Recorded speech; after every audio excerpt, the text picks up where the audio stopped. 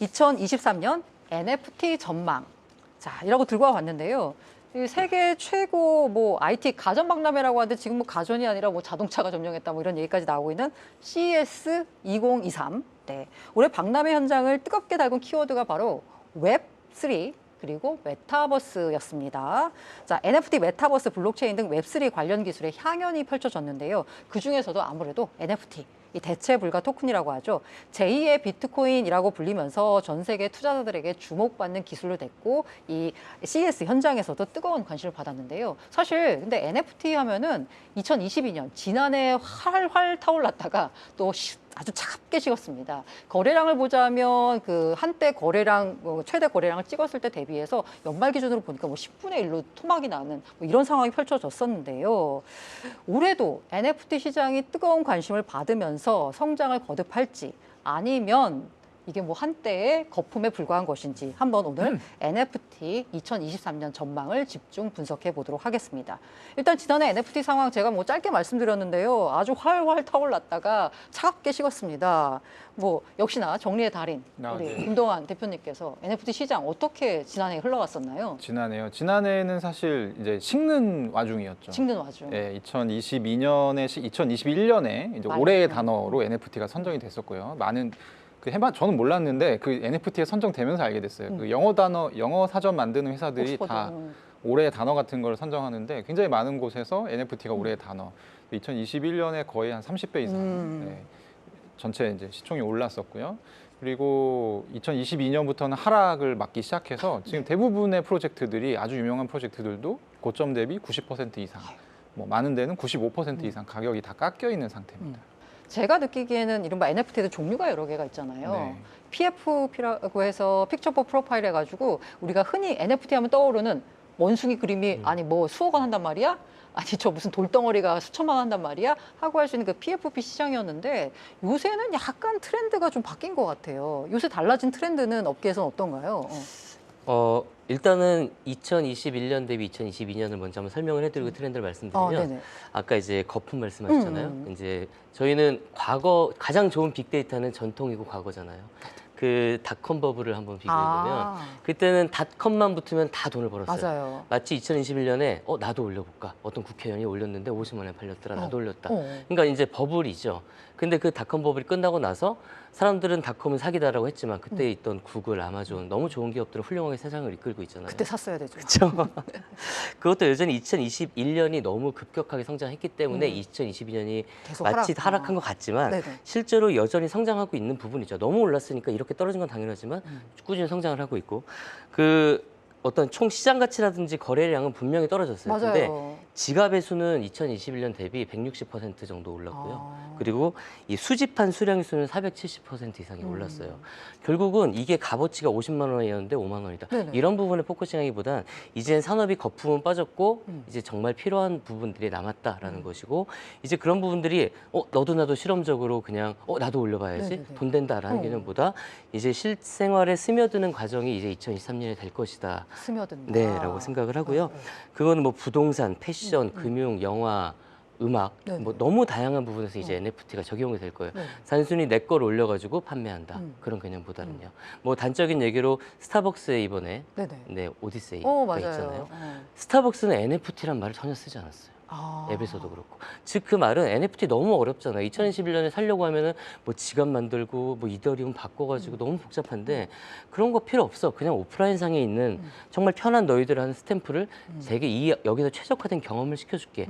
이렇게 조금씩 고객의 경험과 체험에 맞게 스며들고 있는 과정이라고 생각을 하고 그렇게 2024년에 바뀌어갈 것이다. 라고 생각을 합니다.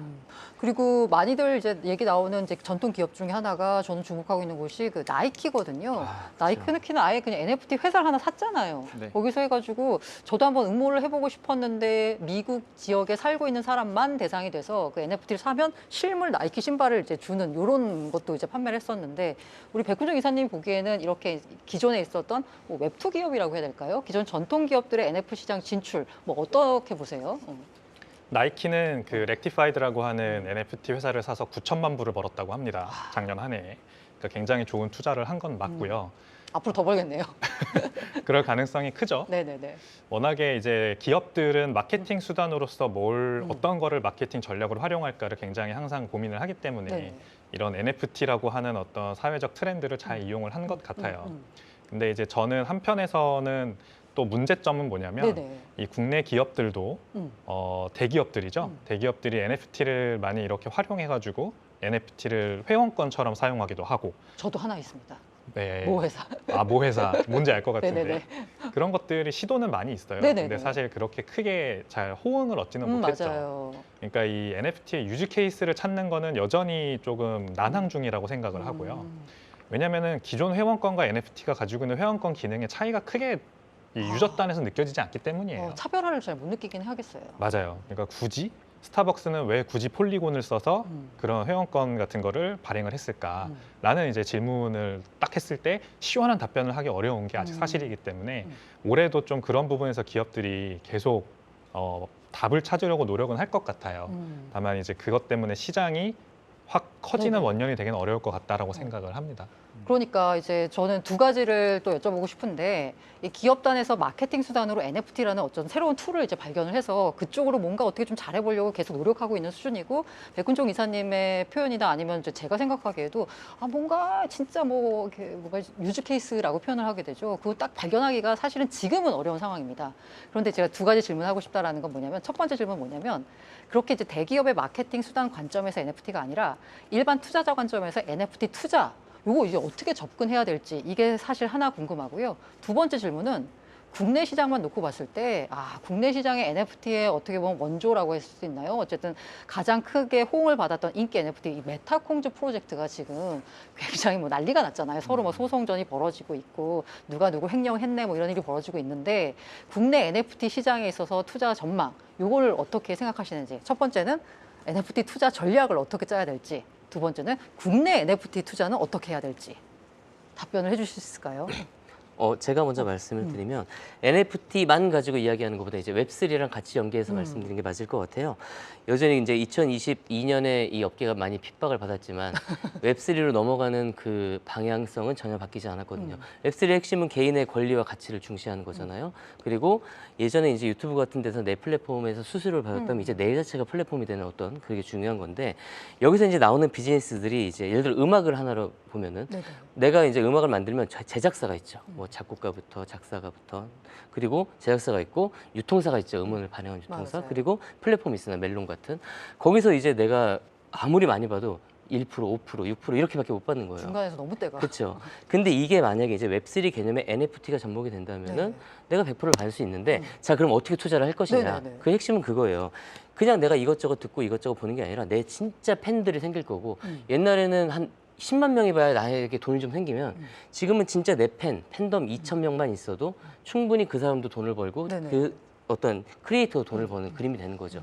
그래서 단순히 돈 될 걸 사는 것보다 내가 진짜 좋아하고 팬덤 있는 누군가의 크리에이터에게 투자를 하는 게 오히려 진짜 단순하게 그냥 내가 잘 알지도 못하는 알트코인 하나 사가지고 맞아요. 매일 보고 스트레스 받는 것보다 진짜 응원하고 같이 호흡하는 그런 NFT가 이루어지지 않을까. 그게 투자에 가장 스트레스 받지 않고 함께 성장하는 게 되지 않을까. 이제 좋은 투자 전략이네요. 네라고 생각을 합니다. 그럼 또 이 투자 전략 관련돼서는 또 덧붙이고 말씀. 저는 사실 어제 그 메타콩즈 그 누구죠? 대표님? 이두희 대표님. 이두희 대표님 만났어요. 오 그래요? 네, 만나서 그 얘기를 좀 들었었는데 근데 뭐 이런저런 이제 메타콩즈 이후의 사업을 생각하고 계시더라고요. 그래서 뭐 어떻게 할 거냐라고 했는데 제가 생각했던 그러니까 저는 이제 컨설팅을 하니까 네네. 저는 일반 투자자 그러니까 결론부터 얘기하면 일반 투자자가 NFT로 돈 벌 수 있는 시기는 이제 안 온다. 저는 이렇게 얘기하고 싶고 근데 산업적으로 봤을 때는 그 사업가들이 돈 벌 수 있는 방향성이 굉장히 많다. 그러니까 메타콩즈 같은 경우도 메타콩즈하고 이제 뭐가 남았나요?라는 질문을 했는데 이두희 대표님이 메타콩즈를 이제 아직도 가지고 있는 강성 홀더 2,000명이 있다. 나는 이 사람들과 함께 뭐라도 할 수 있을 것 같은 생각이 든다라는 얘기를 하셨거든요. 그래서 저는 그 얘기가 너무 좀 와닿았어요. 그러니까 이 어떤 브랜드가 이미 만들어진 거고 이 브랜드에 충성하고자 하는 이 커뮤니티 일원들이 2,000명이 있는 거예요. 그러면 이걸로 옷을 만들어도 되고 뭐 다른 사업을 해도 되고 캐릭터 사업을 해도 되고 IP를 이용해서 할 수 있는 사업은 굉장히 무궁무진하거든요. 그래서 이제 이런 쪽으로 생각을 하고 계신 것 같아요. 일단 메타콩즈는 그러니까 NFT와 연관되어 있는 그 디지털 토큰, 에셋 그런 사업도 하지만 어쨌든 논 크립토 방향으로도 얼마든지 풀어볼 수 있다 이렇게 생각을 하시는 것 같고요. 저는 이제 요 얘기를 꼭 하고 싶어요. NFT가 어떤 의미가 있냐면 우리 이제 요즘에 보면 그냥 시계를 차시는 분이 거의 없어요. 애플워치를 차거나 아니면 이제 삼성에서 나온 스마트워치를 찬단 말이에요. 얘네가 뭘 하냐면 데이터를 다 로깅합니다. 다 기록합니다. 그래서 요즘 나오는 건강 앱들 같은 경우 보면 옛날에는 건강 앱에서 뭐 GPS를 이용해서 데이터를 수집하고 이런 기능들이 다 들어가 있었거든요. 요즘 나오는 앱은 그런 게 없어요. 다 이 디바이스에서 그냥 받는 걸로 합니다.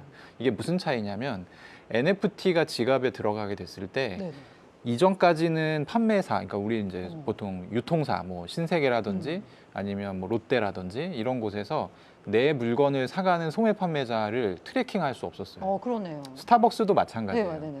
예. 근데 NFT를 했을 때 나타나는 효과는 뭐냐면 가장 직접적으로 트래킹할 수 있어요. 이거 산 사람들을. 그러면 우리한테는 굉장히 익숙한 얘기인데 크립토 하는 분들한테는 에어드랍 해줄 수 있어요. 가령 너 지난 그 작년에 뭐 커피 50잔 먹었네? 고마워. 한 잔. 그럼 이제 충성 고객으로 만들 수 있는 거예요. 아주 쉽게. 근데 이게 사실은 이제 데이터 처리하는 비용이 지금까지는 굉장히 많이 들었었거든요. 근데 이걸 NFT로 전환함으로 인해서 굉장히 쉽게 할 수 있게 되는 거죠. 여기서 이제 부가가치가 저는 발생한다고 생각하고요. 그래서 뭐 장황하게 얘기를 했는데 일단 일반 투자자 입장에서는 PFP NFT가 굉장히 작년에 이제 그리고 재작년에 흥했다. 망했죠. 근데 앞으로 그럴 가능성은 저는 거의 없다고 봐요. 왜냐하면 이게 NFT에도 요즘에 워시 트레이드 이슈가 있어요. 맞아요. 네, 이제 코인 같은 경우도 자전거래, 뭐 시세 조작 이런 걸로 해서 규제가 들어오게 되면 워시 트레이드랑 특히 MM이라고 해서 유동성 공급 같은 거는 바로 잡힐 가능성이 높고 NFT도 이게 같이 딸려서 들어올 가능성이 있다고 저는 생각합니다. NFT는 유동성이 더 떨어지는 자산이기 그렇죠. 때문에. 그래서 그걸로 뭐 그러니까 자전거래를 해가지고 막 가격 이게 우리 상식적으로 이해 안 가는 가격 있잖아요. 프로필 NFT 하나에 막 3억 원, 5억 원. 이게 그럼 자연적으로 형성된 가격일 것이냐? 저는 아니랄 가능성이 높다고 보거든요. 그래서 이제 이런 여러 가지 변수들을 종합해서 봤을 때 어쨌든 근데 이제 사업하는 입장에서는 상당히 새로운 기회일 수 있다. 네. NFT 시장이 어떻게 모습을 이제 바꿔갈지, 어떻게 변화할지는 뭐 우리가 차차 지켜봐야 할 텐데요. 다만 한 가지 확신할 수 있는 건 이 NFT가 단순히 한번 꺼지는 거품은 아니었다는 거. 이게 아마 올해 또 NFT 시장의 주요한 화두가 될 것 같습니다.